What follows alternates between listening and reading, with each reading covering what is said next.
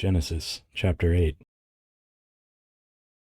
God remembered Noah, all the animals, and all the livestock that were with him in the ship, and God made a wind to pass over the earth. The waters subsided. The deep's fountains and the sky's windows were also stopped, and the rain from the sky was restrained. The waters continually receded from the earth. After the end of 150 days, the waters receded.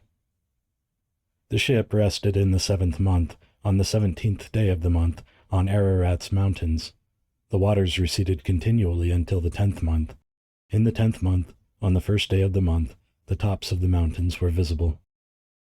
At the end of 40 days, Noah opened the window of the ship which he had made, and he sent out a raven. It went back and forth until the waters were dried up from the earth. He himself sent out a dove to see if the waters were abated from the surface of the ground. But the dove found no place to rest her foot, and she returned into the ship to him, for the waters were on the surface of the whole earth. He put out his hand and took her, and brought her to him into the ship. He waited yet another 7 days, and again he sent the dove out of the ship. The dove came back to him at evening, and, behold, in her mouth was a freshly plucked olive leaf. So Noah knew that the waters were abated from the earth. He waited yet another 7 days, and sent out the dove, and she didn't return to him any more.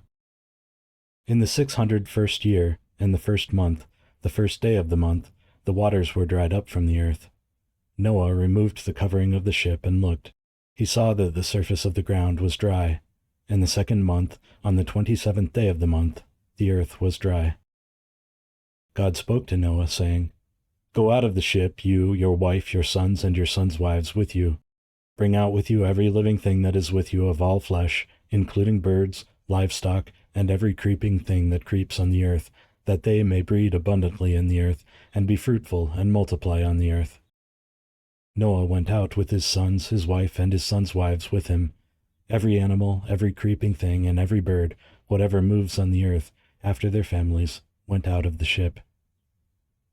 Noah built an altar to the Lord, and took of every clean animal and of every clean bird, and offered burnt offerings on the altar. The Lord smelled the pleasant aroma.